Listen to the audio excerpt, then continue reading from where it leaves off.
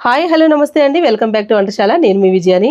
ఈరోజు చాలా special recipe అనమాట. చాలా ఈజీగా ఉండే రెసిపీ, చాలా బాగా ఎవరికి యూజ్ అవుద్ది అంటే బ్యాచిలర్స్కి చాలా బాగా యూజ్ అవుద్ది. చికెన్తో చేసే రెసిపీ. ఈ రెసిపీ నేను ఎక్కడ నేర్చుకున్నాను తెలుసా? ప్రతిదీ చెప్తాను కదా, ఏదైనా రెసిపీ నేర్చుకున్నప్పుడు మా అమ్మమ్మ, మా నానమ్మ, లేకపోతే మా అమ్మ, మా పిన్ని, మా పెద్దమ్మ అని ఎవ్వరూ కాదండి. మా అమ్మాయి దగ్గర నేర్చుకున్నాను. మా అమ్మాయి ఏమో వాళ్ళ ఫ్రెండ్ దగ్గర నేర్చుకుంది. అయితే దీనికి ఏం కావాలంటే చికెన్ ఒక 1/2 kg తీసుకున్నాను. మీరు ఎంతైనా తీసుకోండి, నేను 1/2 kg కొలతలకి అయితే చెప్తున్నాను. అసలు నిజంగానండి, చికెన్ ఫ్రై కానీ కర్రీ కానీ ఏమైనా చేస్తున్నప్పుడు అల్లం వెల్లుల్లి పేస్టు, గరం మసాలాలు, ఇంకేవేవో యాడ్ చేస్తూ ఉంటాం. అసలు నిజంగా కారం కూడా అవసరం లేదు. మామూలుగా పొడి కారం వేస్తాం కదా ఫ్రైలో, దీని కారం అవసరం లేదు, పచ్చిమిరపకాయలు అవసరం లేదు, మళ్ళీ అల్లం వెల్లిపాయ పేస్ట్ అవసరం లేదు, మళ్ళీ మనకి గరం మసాలాలు ఏమీ అవసరం లేదు. కానీ చికెన్ ఫ్రై అబ్బా నీసి వాసన రాదా అని అడగచ్చు. మీరు అడగడం ఏంటి, నేను కూడా అడిగాను. అబ్బా అల్లం వెల్లుల్లి పేస్ట్ వేయకుండా, మసాలా వేయకుండా చేస్తాను, నేనైతే తిన్న బాబు అన్నాను ఫస్ట్ మా అమ్మాయి చేసినప్పుడు. చేసిన తర్వాత 1-2 పీసులు కాదు, ఒక్క పీస్ ఫస్ట్ ట్రై చెయ్యి, నీకు నచ్చలేదు అంటే నేను ఇంకెప్పుడు తినమన్నా అన్నది. నాకు అల్లం వెల్లిపాయ పేస్ట్ కానీ నాన్ వెజ్లో మసాలాలు కానీ వెయ్యకపోతే తినబుద్ధి కాదు అసలు. కానీ నేను ఒక్క పీస్ టేస్ట్ చేస్తే అందులో అల్లం వెల్లుల్లి వేయలేదని కానీ మసాలాలు వేయలేదని కానీ ఏమీ తెలియలేదండి. ఎంత బాగుందంటే చాలా బాగుంది. ఎందుకు చెప్తున్నానో ఫుల్ వీడియో అంతా చూడండి, చాలా టేస్టీగా ఉంటుంది రెసిపీ మాత్రం. ఓకే, ఫస్ట్ దీనికి 1/2 kg చికెను స్కిన్తో పాటు తీసుకోవాలి. ఓకే, బాగా వాష్ చేసేసుకుని పక్కన పెట్టుకోండి. ఇదిగోండి 1/2 kg చికెన్ అనమాట, స్కిన్తో పాటు తీసుకున్నాను అనమాట. మీరు కేజీ తీసుకున్నా సరే దాంతోపాటు కొంచెం కొలతలు పెంచుకోండి కావాలంటే. నేను ఈ 1/2 kg చికెన్కి 2 సార్లు వాష్ చేసేసుకుని పక్కన పెట్టుకుని, ఇందులో ఉప్పు కానీ నిమ్మరసం కానీ ఏమీ పెనలేదు, ఓన్లీ వాష్ చేసి పక్కన పెట్టుకున్నాను అంతే, కడిగేసి. ఇప్పుడు చూపించిన 1/2 kg చికెన్ ఉంది కదండి, ఆ చికెన్కి ఒక 1/2 కిలో అంతా ఉల్లిపాయలు, చిన్న ఉల్లిపాయలు ఉంటాయి కదా, ఆ ఉల్లిపాయలు అనమాట. ఒక 1/2 కిలోకి కొంచెం కావాలంటే ఎక్కువ వేసుకోవచ్చు, ఒక 300 grams అలా కూడా వేసుకోవచ్చు. కొద్దిగా గ్రేవీలాగా అనిపిస్తుంది అనమాట. మీకు ఈ చిన్న ఉల్లిపాయలు లేకపోతే పెద్ద అయినా వేసుకోవచ్చు అండి. కానీ ఎట్టి పరిస్థితుల్లో దొరికితే మాత్రం ఇవి వేసేసుకోండి. ఇవన్నీ ఇలా ఒలిచేసుకుని వాటర్లో వేసేసుకోండి. ఇదిగోండి ఈ బ్యాచిలర్ చికెన్ ఫ్రైకి నేనైతే బీట్ మూగుడు పెట్టుకున్నాను, అందులో ఆయిల్ వేస్తాను. ఆయిల్ మనకి నువ్వుల నూనె వేస్తేనే చాలా బాగుంటుంది అని అంటున్నారు. నువ్వుల నూనె వేసుకుని చేద్దాం, ఒకవేళ లేకపోతే నార్మల్ ఆయిల్ వేసుకోండి. ఓకే, ఇదిగోండి నువ్వుల నూనె వేస్తే టేస్ట్ బాగుంటుందంట. స్కిన్తో పాటు వేసాం కాబట్టి ఇంక ఇంతకన్నా ఎక్కువ అవసరం లేదు. ఇక నూనె కాగిన తర్వాత ఒక 1/2 టేబుల్ స్పూను సోంపు వేసుకోవాలి. ఇది వేగనిద్దాం, కొంచెం ఎర్రగా వేగాలి, సిమ్లోనే ఉంది. ఇవ్వండి, ఇవి ఎర్రగా వేగిన తర్వాత ఉల్లిపాయలు వేసుకోవాలి. సోంపు ఎర్రగా వేగాలి, అప్పుడు ఉల్లిపాయలు వేసుకోవాలి. ఇలా ముక్కలు కోసుకుంటే సరిపోద్దండి, చీరుకులు కాదు, మరీ చిన్నవి కాదు, మరీ పెద్దవి కాదు. ఇవ్వండి, ఇప్పుడు ఇలా బాగా కలుపుకుంటూ వేగనివ్వాలి.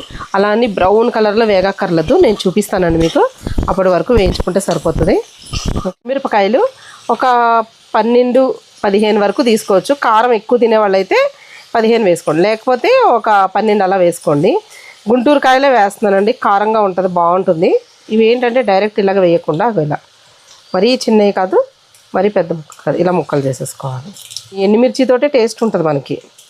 ఇదిగోండి ఉల్లిపాయలు మరీ ఎక్కువ వేగక్కర్లేదు, ఇలా ట్రాన్స్పరెంట్గా వేగితే సరిపోద్ది. దాని తర్వాత ఇలా వేగిన తర్వాత ఎండుమిర్చి ఇందులో వేసేసుకోవాలి. వేసేసుకుని వీటితో పాటు వేగనిద్దాం.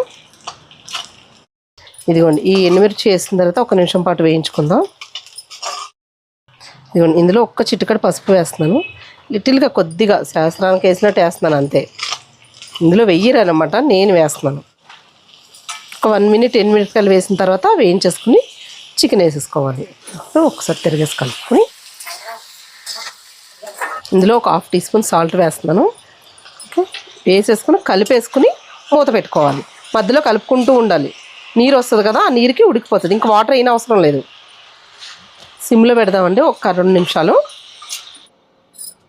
మధ్యలో ఒకసారి మూత తీసి చూసుకోండి, చూస్తూ కలుపుతూ ఉండాలి.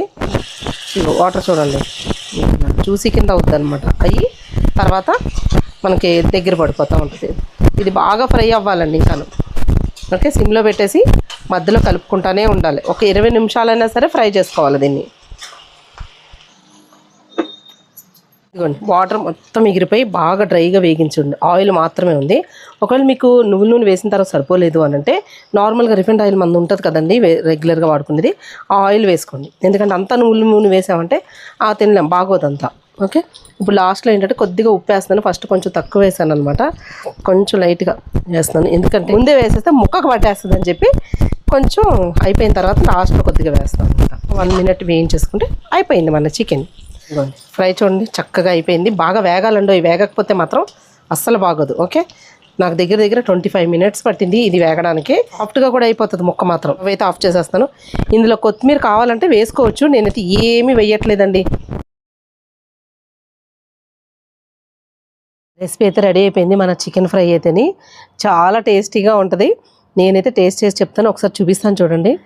ఇదిగోండి చికెన్ ఫ్రై రెడీ అయిపోయింది కదా. కొంచెం ఆయిల్ ఎక్కువే పడుతుందండి, కాకపోతే ఏంటంటే అసలు మా అమ్మ అంత ఆయిల్ వద్దు అనుకున్న వాళ్ళకి ఓకే పర్లేదు, ఇప్పుడు నేను వేసినట్టు వేయండి, లేదంటే కొంచెం ఎక్కువ వేసుకోండి.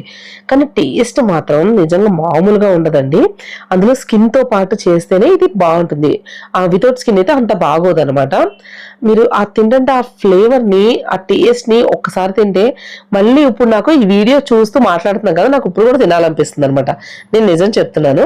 ఇప్పుడు నేను రైస్లో కలుపుకుని టేస్ట్ చేసి చెప్తాను మీకు. ఇదిగోండి రైస్లో ఇలాగ నేను కలుపుకుని తింటుంటే ఉందండి మజా, మామూలుగా లేదు.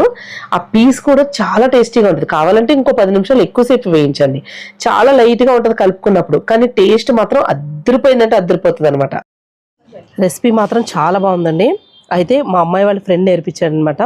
ఎక్కడ అనుకుంటున్నారు, మా అమ్మాయి జమ్మూ కాశ్మీర్లో చదువుకుంది, అంటే జమ్మూలో చదువుకుంది. అక్కడ 2 years ఉందన్నమాట. నిజంగానండి ఈరోజు ఇలా మాట్లాడుతున్నాం, కానీ ఒకవేళ మా అమ్మాయి అక్కడే ఉంటే ఇంకెంత బాధపడేదాన్ని. ఇప్పటికీ బాధ అనిపిస్తుంది. కాకపోతే ఏంటంటే జస్ట్ ఈ వార్ జరగక ముందు 10 రోజుల ముందే వాళ్ళు హైదరాబాద్ వచ్చేసారనమాట, కాలేజ్ అయిపోయిందని చెప్పి. లేకపోతే ఇంకా చాలా ఇబ్బంది పడేదాన్ని.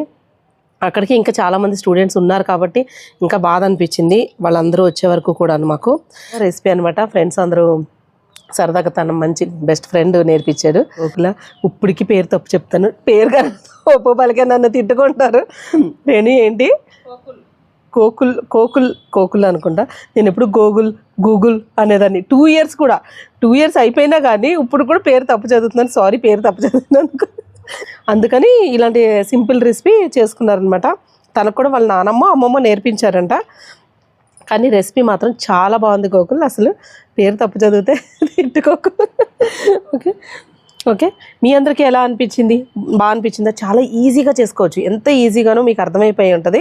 ఒకసారి చేసుకుని తిని చూడండి. 1 పావు కిలో తెచ్చుకొని తిని చూడండి, చేసుకుని మీకే అర్థమవుద్ది టేస్ట్ ఎంత బాగుందన్నది. చాలా సింపుల్గా ఈజీగా అయిపోతుంది. ఓకేనా? మరి ఈ వీడియో మీకు నచ్చినట్లయితే మా ఛానల్ సబ్స్క్రైబ్ చేసుకోండి, లైక్ చేయండి, షేర్ చేయండి. మళ్ళీ వచ్చే వీడియోలో ఒక మంచి రెసిపీ తోటి మళ్ళీ కలుసుకుందాం. అంతవరకు సెలవు, బాయ్ బాయ్.